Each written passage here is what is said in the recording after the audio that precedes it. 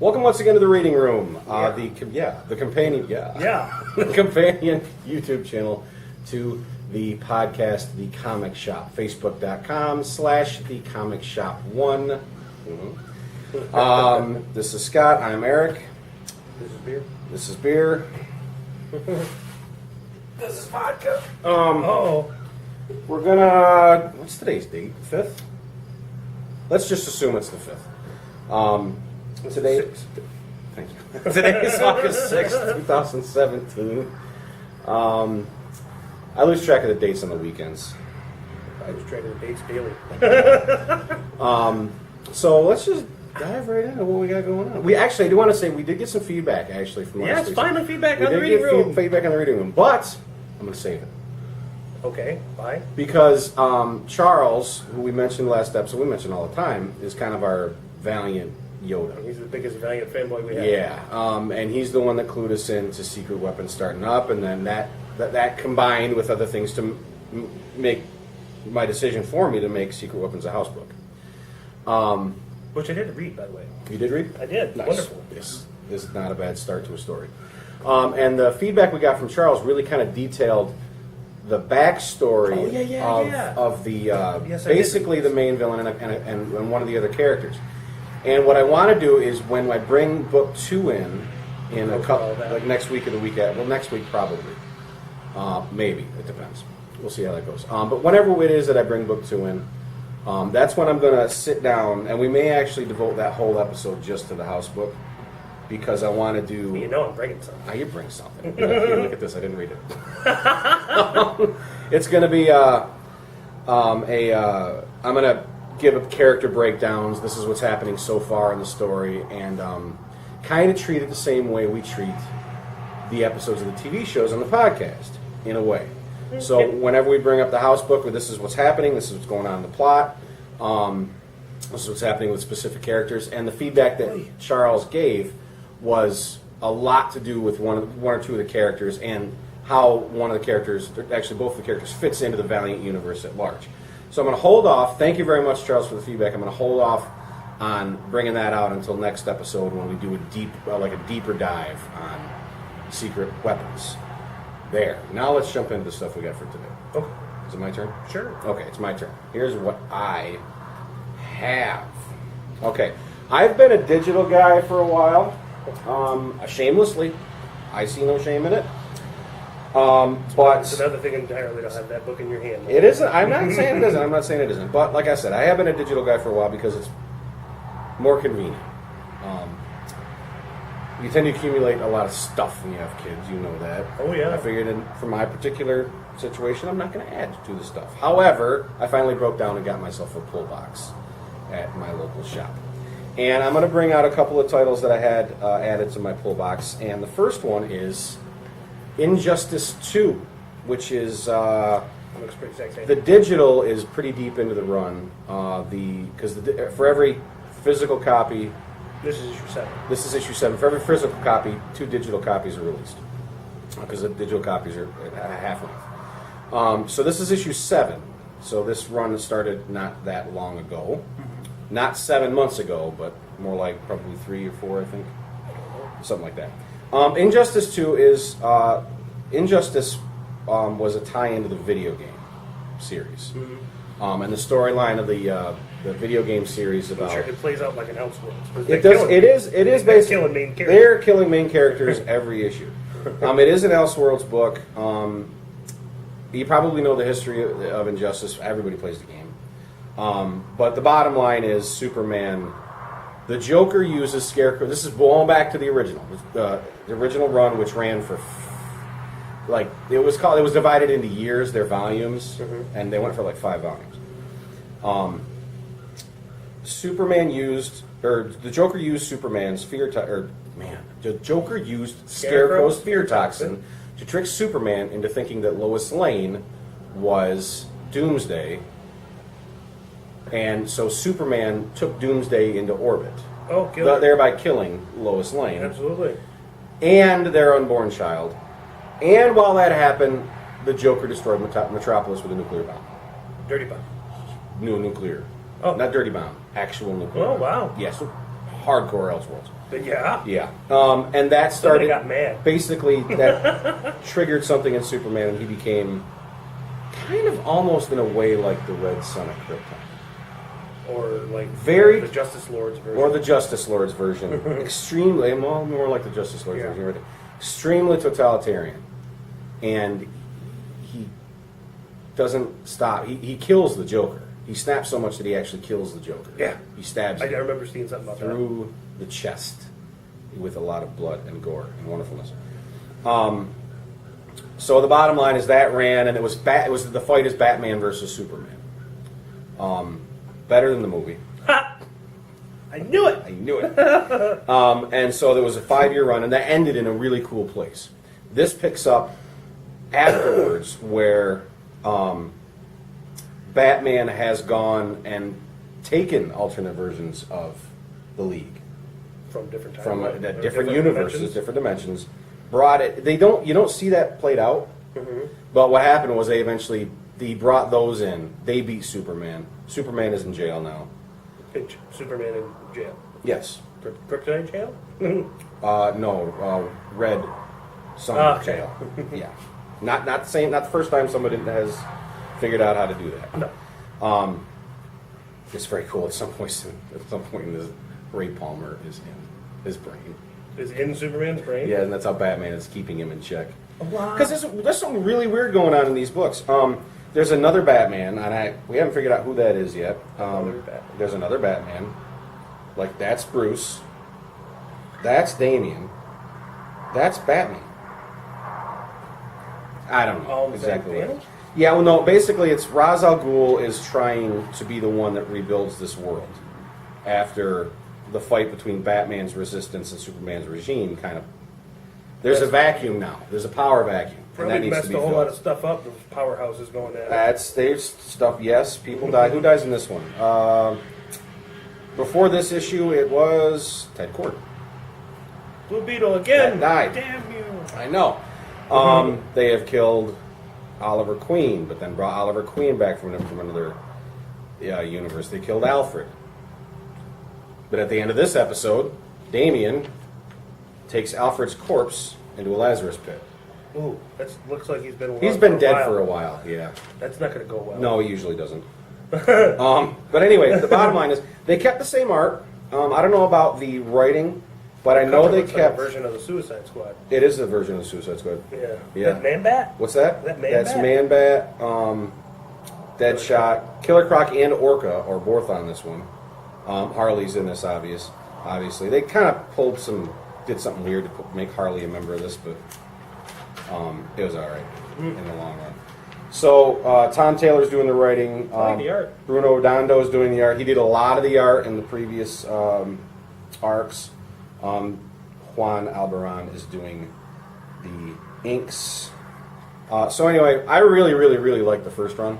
So I got into this digitally, and I decided once I put the pull box up to get my secret weapons in, I'll bring Injustice 2 into the mix. So check this out. This is very cool. I didn't really do it justice. I didn't even mean that one. Didn't even. That's good though. I didn't really do it justice in describing it. Read for yourself. Read for yourself. I'm This more is very interested cool. in the other guy. Exactly. So this other guy is Mage. The hero discovered, the hero defined, and now the hero denied. Mage is a Totally unfamiliar. very old Matt Wagner book. He started it. This is the third arc. It's Matt Wagner. He's indie comics legend. He started the arc back in the 80s.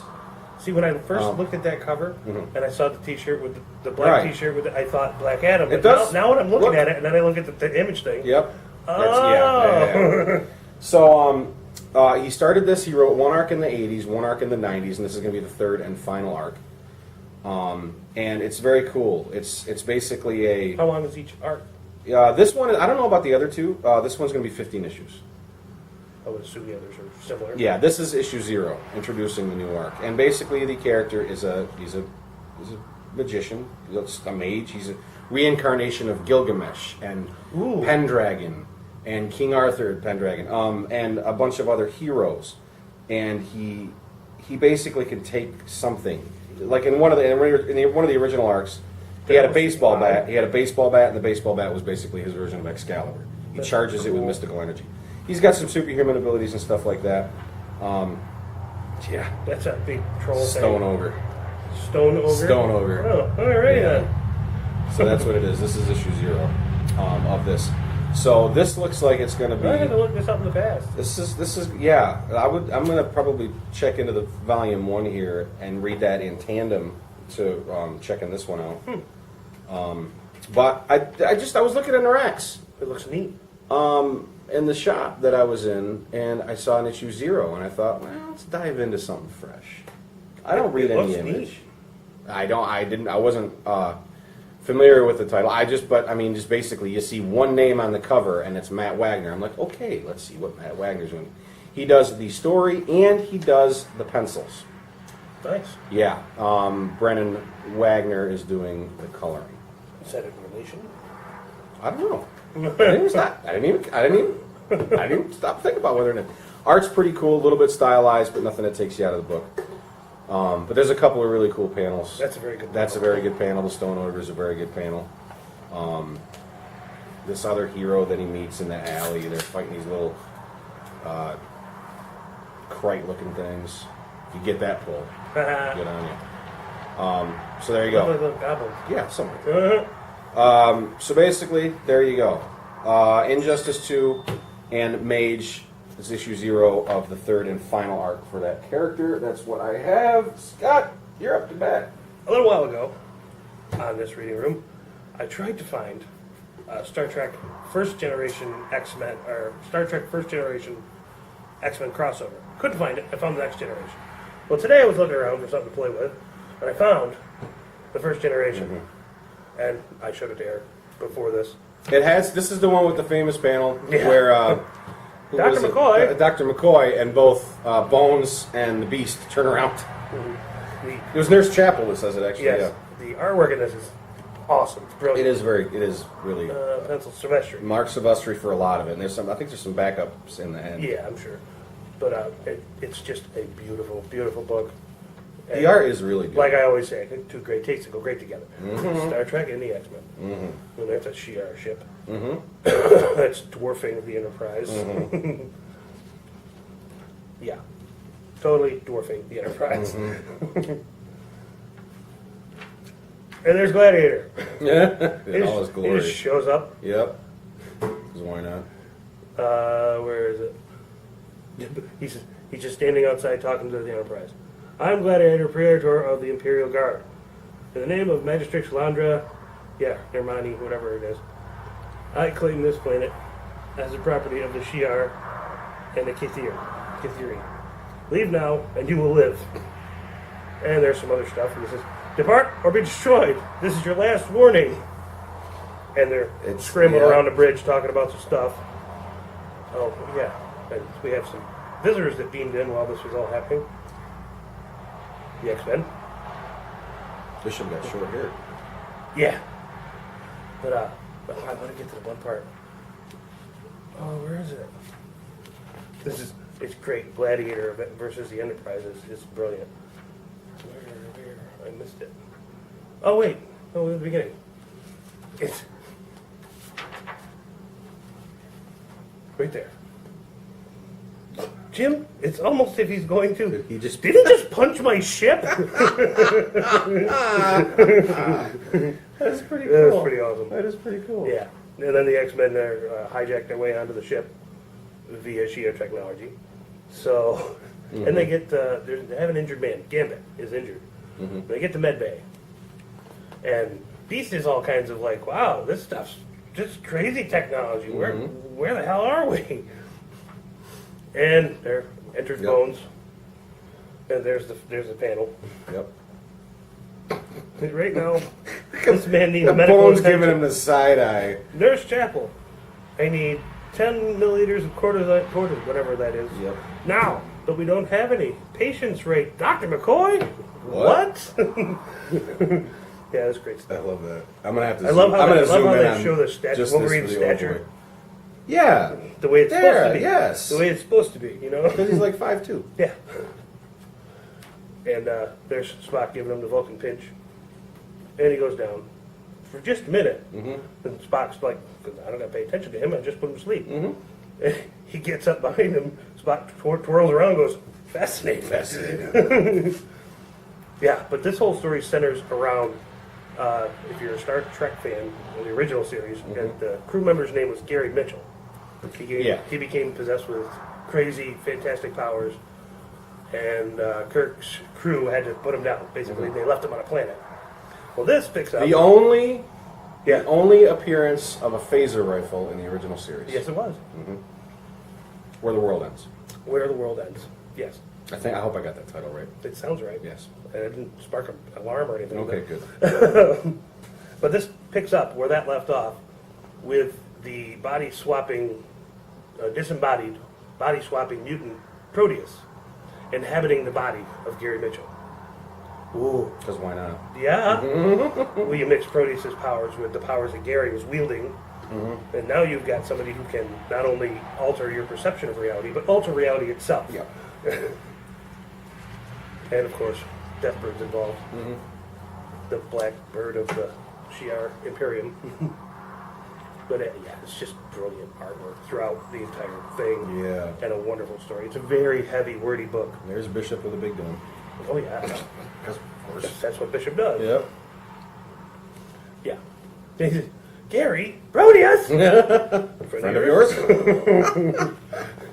What is going on? Yeah, it's crazy. Like, well, Proteus is talking, and he's got all of This Gary's is a stuff. wordy book, I yeah. told you, it's all wordy book. Big panels, lots of words. I mean, this story is just incredible. Nifty. And when they finally break through to Gary, not to Proteus. And I believe it's Gene that does it.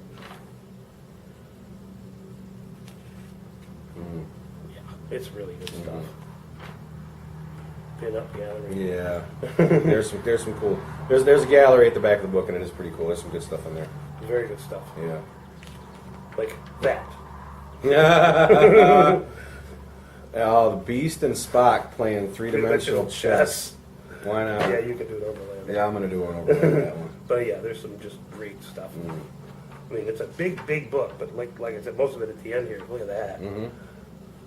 Most of it at the end is, and then we got previews of Voyager. And this book is old. Well, yeah, it's previews of the Voyager comic run. Then we got 96. Yeah. Voyager is that old? Oh, yeah? Well, that's not the one I... No, actually, the bottom, the behind the statement I just made was, I'm that old? Yes.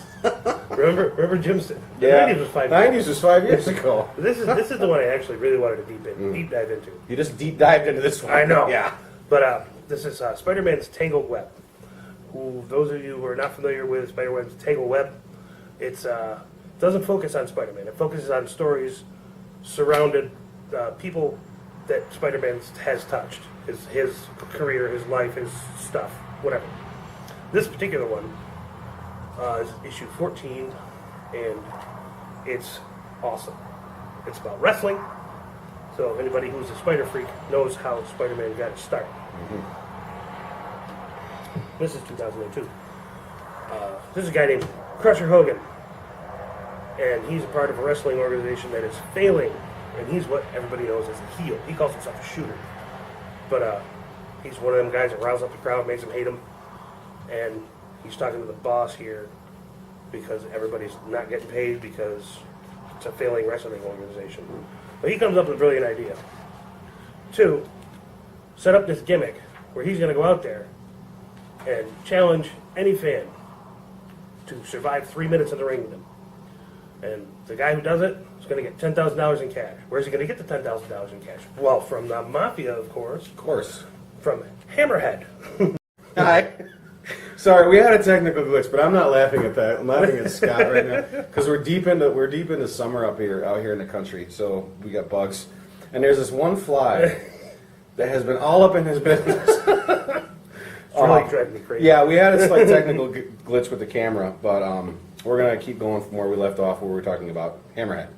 Yeah, Spider-Man's Tangled Web. Right, and you had mentioned that it was He's you getting got to Hammerhead, and I was thinking, is Kingpin going to show up? Because Yeah. how does he get the money from the Mafia? Look at him, because, Kingpin's a little too high up on that. That's true. That's true. Hammerhead's a lower lieutenant in the mafia.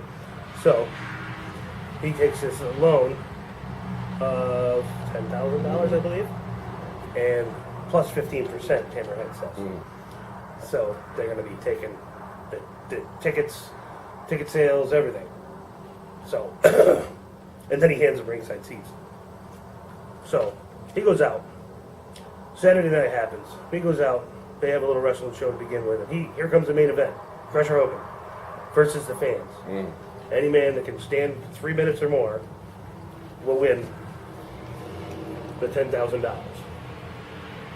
It's a $10,000 prize to any man in the last 3 minutes of the ring with me. And this panel sets up kind of this page sets up kind of what's about to happen because he's a heel or shooter in the ring. Yeah. But he's the backstage relationship with him and his other wrestlers is perfectly fine. They know, like this guy in particular, he knows what's happening and why he's about to save their wrestling organization. Well, yeah. Yeah. This is the roar is deafening. They all want a piece of me. The money ensured they always would. This gimmick has Les Legs Championship cast on it. We can take it on the road, because from New York City to BFE, there are guys who either know someone or think they can do what I do. But what I do is wrestle for real. I'm a shooter. Like I told Mr. Kevin, this gimmick has nothing to do with the dreams of the fans. They hate me. I'm their worst nightmare. He said it was the beauty of the gimmick, because if they truly hated me, the man that beat me would be a hero. And here it is. There'll be an overlay, but here it is. The famous panel.